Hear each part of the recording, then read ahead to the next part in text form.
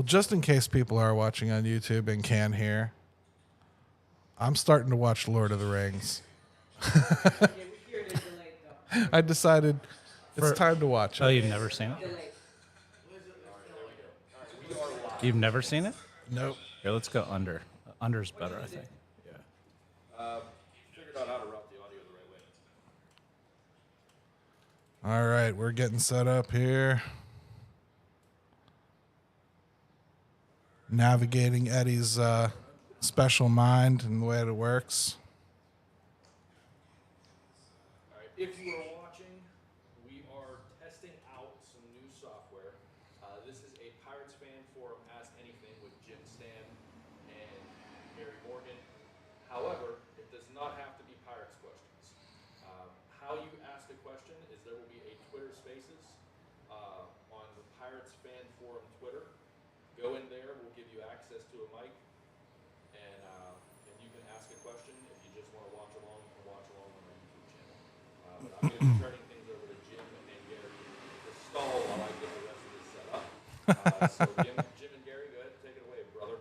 Yeah, I hear that this is actually a football town, too. So It is a football town. Why don't we talk about football for a little bit? Let's do it. Why not? Yeah.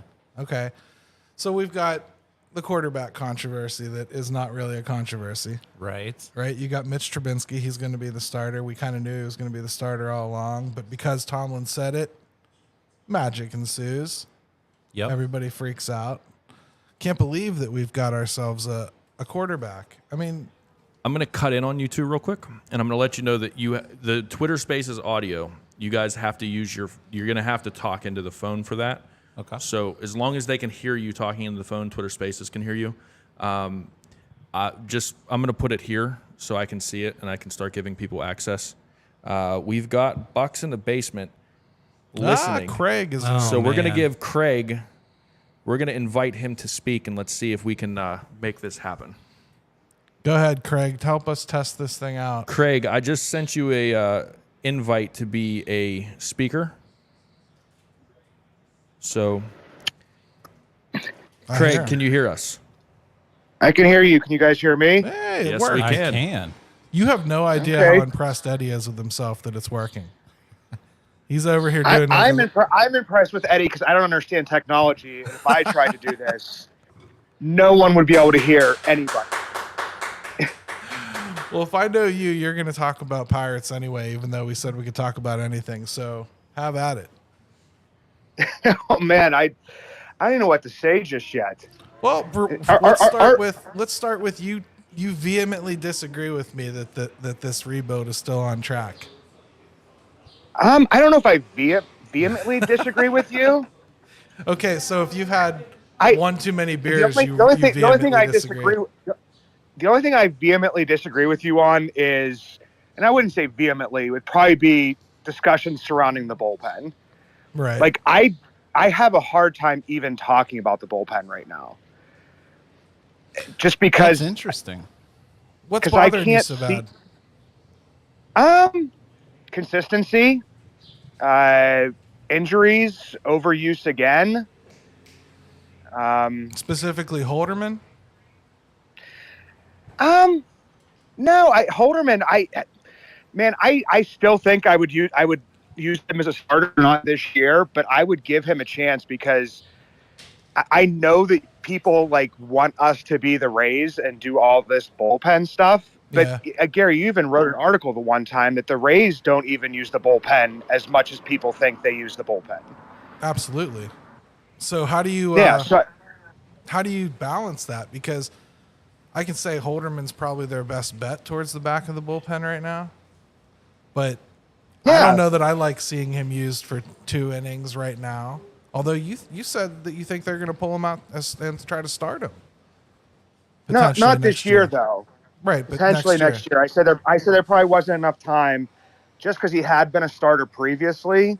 That I kind of thought that that's what I would do with him to get the most out of the trade, unless you keep him in the bullpen, he stays healthy, and then at some point, people aren't going to want to hear this, but you flip him for something else and make the Vogie trade for you work in turn in the future, whether it's him pitching out of the bullpen, him being a starter, or him being flipped, and you get other pieces back. I mean, well, Jim, what do you think about Oviedo? Because we bring Oviedo in, and right away we're going to try to make him a starter. We're not bringing him up. Right.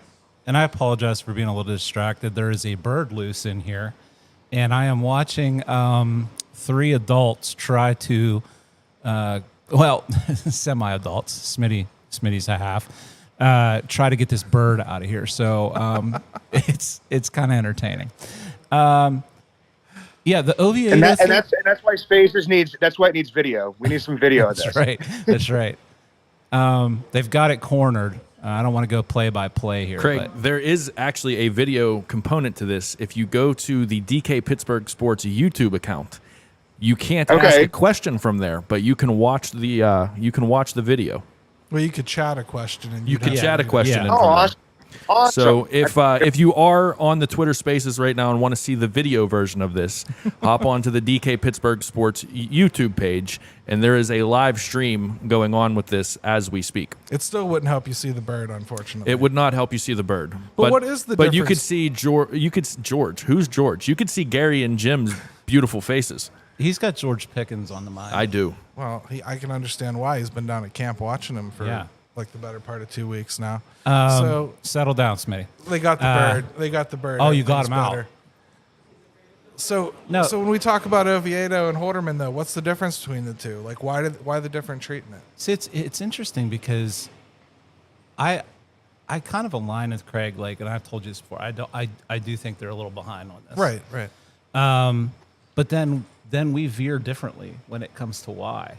And so, like, I look at the bullpen, and I've been kind of saying this the last week or so, where I can really see a combination of Yuri, Holderman, Bednar being something late in games where you can turn to and see them shut down some games. Right. And then you've still got Crow doing what he's doing. He adds a little bit of a different flavor to that for different reasons. I don't think they're that far away in that situation. Like, I think, if they can go out and add a little bit, I really like that nucleus in the bullpen. Really got to have some kind of left-handed feature, though. Yeah, I mean, ideally, or a guy that, for whatever reason, is really hard on lefties, but he's a righty. I mean, Yeah. Like Manny's okay. I mean, for this season, I get it, but you don't have any kind of shutdown lefty, and they need it. No, and you mentioned Manny, and it's like, for whatever reason, it seems like we get some of these guys and they start off well on their new teams, like Banda did for a little bit there.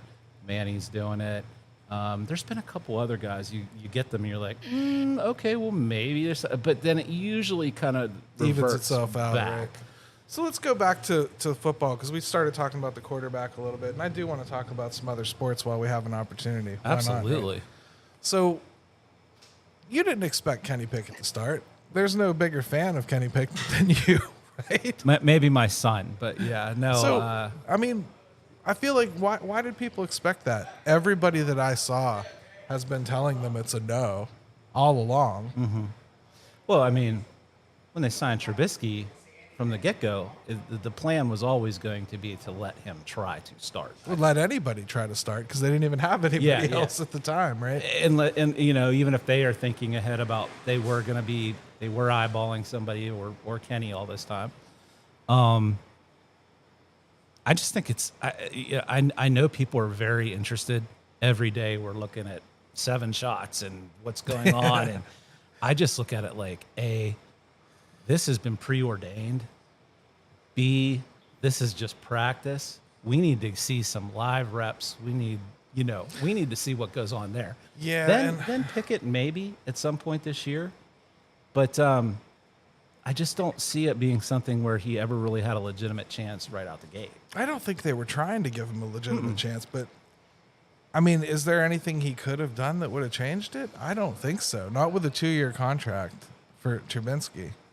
They were going to give him a shot one way or another, right? Yeah, and then you're down to you got to divvy up these reps right now. Yeah.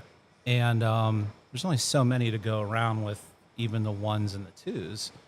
And so, you know, I tend to think there maybe is a little too many cooks in the kitchen right now. I'd like there to be more reps for Trubisky and Pickett. I don't know what they're planning on doing with Rudolph. I don't think he's part of the plan. I think if Rudolph is somehow starting at any point this year, some things have gone really wrong, in my opinion. I think the way that I've seen it, and I might be way wrong, but the way I've seen it is if they don't trade Rudolph, which I don't think they've decided whether they will or not. If they don't trade him, then to me, he's the guy that comes in like if Trubisky twists his ankle and he's going to be out for a week or two. But if he goes down for the season, I think it's Kenny. Yeah, and maybe some of this comes down to when it happens too. Right. You know, what part of the schedule are we in? Is this super early? If it's week 13 and they're borderline going to squeak in on a wild card, yeah, maybe you go with Mason. right. And in the same sense that you might do the same thing if something happens to Trubisky super early. You wouldn't want to throw Kenny in right. without having this prep time with the ones and the practice routine with the ones. Like you would almost sacrifice Rudolph in that situation and just see how bad it got or interesting. So okay, that's the quarterback situation. The other thing that's really interesting to me about camp so far, besides George Pickens, everybody loves George Pickens. I never heard of him, but go ahead. I get it. Everyone's excited about it. The thing that excites me the most is because they haven't addressed something yet, in my eyes. And that's backup running back. I know they have like a few guys that are interesting in camp, but I remember thinking Benny Snell was interesting. I remember thinking McFarland was interesting. I remember thinking Samuels was interesting. I feel like they need a little more than interesting. I have been yelling about that all off season. I just think that when you've got a guy like Najee and you're trying to, you should want to try to protect that investment. And I mean, he took a hellacious beating last year. My fear is they're going to get in games and not trust anybody again. And Tomlin already has an affinity to run the wheels off guys. Right. And they'll do it again to Najee. Najee's, look, I mean, he can do it, but there'll come a time at some point where that catches up to you, either through an injury during the year or you're just going to use him up faster. And this is a guy that's runs hard, has always had a big workload, was used a lot at Alabama. He has quite a few miles on him.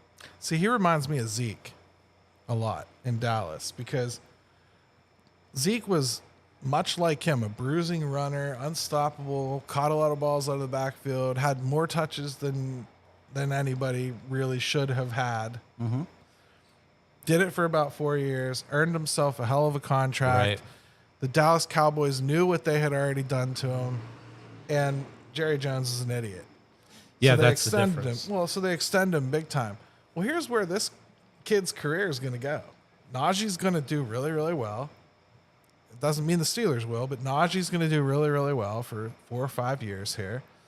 They'll use up his rookie contract, and then they're going to have a decision to make. And it's how many years did Coach Tomlin leave on this kid's legs, or did he not? Yeah, and you would think on some level, Najee's probably still he still thinks he's invincible. So, I'm sure he does. You know, and quite honestly, last year he kind of looked like it at times. But you know, that bill will come due, and I just can't. I hate to see them get in a point where he goes down with an injury, and we're sifting through the Benny Snells. I mean, Anthony McFarland, I know some people are infatuated with that guy still. Yeah. I mean, the speed's intoxicating, but you have to be able to get to a point on the football field where you can make the speed do something for you. You have to be a running back at some point. Yeah, at some point you're going to have to fight through the first layer of defense to get yourself into open field. Like what we're going to probably talk about Pitt a little bit here, right? So you got, their running back situation. Banacando, when he is the same kind of runner, except probably a little faster. When he gets through that first layer, it's scary for the defense. Yeah, the point is he can get himself to that layer, right? And he has a veteran, great offensive line, and he'll have that again this year. And they actually have competent backs. Yeah, they got Davis can beat up a defensive line for him and soften it up so that you can get the home run hitter in there. Rodney Hammond is another guy that we saw him last year as a freshman, just bludgeoning teams later in games. So it's just one of those things where, they got this Jalen, is it Jalen Warren, the undrafted kid, right, and supposedly he's turning some heads in Steelers training camp. I'm really interested to see him tomorrow. Eddie, I don't know. Like, you've been there. Is the buzz about this guy real? Jalen Warren? He's been my dark horse since minicamp. Yeah. I love Jalen Warren. Okay, but so do you think it's legitimate? I do. I do. Yes, I do think it's legitimate. I think that I've been telling everyone, he reminds me of maybe not to this level, but he reminds me of a Maurice Jones-Drew type. I saw that name with him. Yeah. What I'm going to do is I'm actually going to invite Graves is in here, so let's invite Graves to speak. Give me 1 second here. We're going to invite her to speak. Graves, if you're listening, go ahead and take the mic, and then let us know when you are on, and we'll get you in here to ask a question. Graves, can you hear us? Oh, she's still a listener. So in the meantime, Jalen Graves, whenever you get your audio figured out, hop on and ask a question. But Jalen Warren really has impressed me. He's really good in pass protection. I think he may be the best blocker out of all the running backs outside of Benny Snell. Probably the best blocker that they have. He doesn't go down easy. He bounces off of tackles. He has a really good first step when he makes a cut. I've just been really impressed with everything I've seen from him, and he's a hard worker, man. The dude he just doesn't quit, and that, I think, out of everything is what caught Tomlin's eye. If you've read Dale Lawley's piece on him, there's some sources inside the Steelers that have said that he's Tomlin's number 2. Okay. In camp. Yeah. So I'm glad to hear it. It can't be Benny Snell again, right? They can't go in with Benny Snell again. I hope not. But it's now you have the MJD comparison. Yeah, and again, I a lesser version, but that kind of MGD. MGD, yeah. Well, that's the champagne of beers, my friends.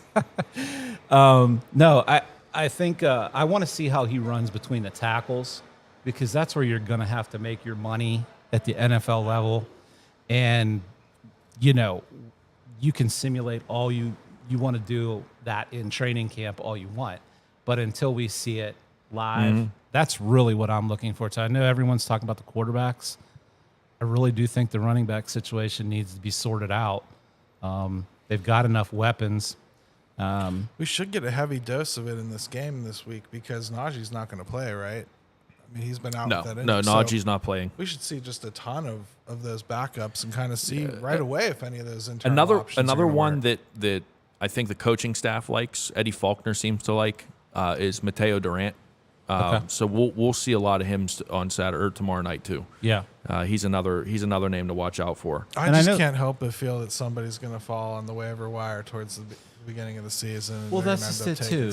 Yeah, like what are we going to see happen here with rosters? Real quick, if you are listening on Twitter Spaces right now and have a question for Jim and Gary, go ahead and request access to the mic. It'll help us out with this test. As much as I'd love to sit here and listen to Gary and Jim talk, we are trying to test this out with other people chiming in. So if you want to go ahead and do that, request access, and our guy Smitty will give you access to the mic, and then we can we can get your question in. But even if it's just a quick question, just so we can kind of get some other voices in here, like voices from the graves.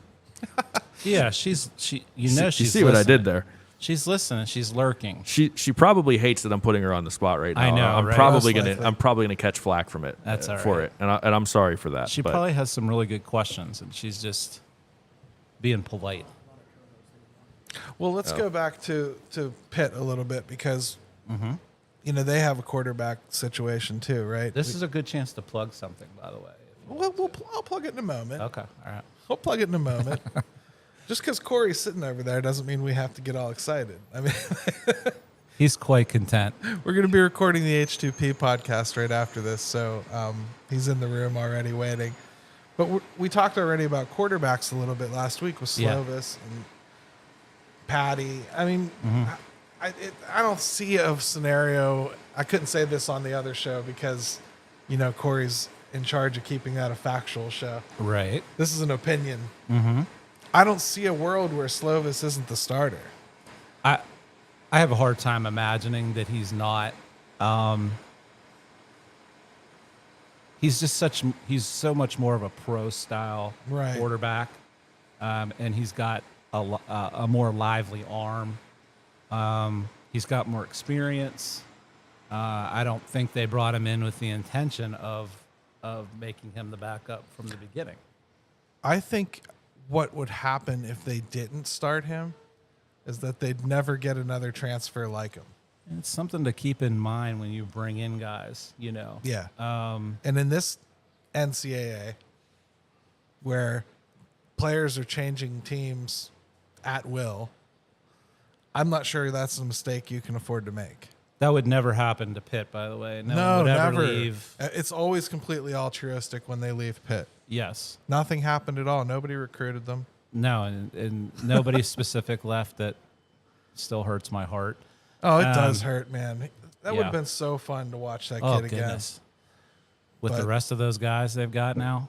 No, you know what? You guys brought it up on the podcast, the H2P podcast and I forget who brought it up, but something where I think it was the podcast, maybe not, where you could almost have a package or two for Nick Patty still. Yeah, it was Corey actually was talking about that. Yeah, and I really like that idea because you can take advantage of his mobility a little bit. Because Slovis to me is thank goodness they do have the line that they have. Yeah. Because he's not a statue and he can step up in the pocket and make plays, but he's not going to get out and create like Kenny did.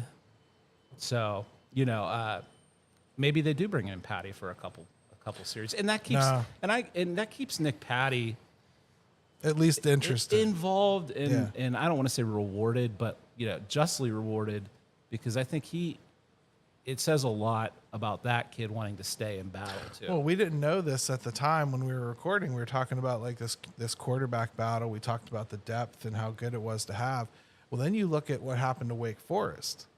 Yeah. Wake Forest is screwed now. Because even if it's like 3 or 4 games, if they lose some of those games, and so you look at the Pitt situation with quarterback, and you at least have to feel, okay, I got my sea legs under me. We got a little bit of depth. We're going to be okay. I actually even like some of the underclassmen. Yeah, they're more insulated than a lot of teams are, and quite frankly, a lot of Pitt teams have been. If the starter does go down, a lot of teams are scrambling. I think Nick Patty can step in, and maybe maybe it's not the same. Maybe it's not the same level, but things don't fall apart, and you're looking at 6-6. I think you can still be somewhere in the 8-4 range with Nick Patty. Right.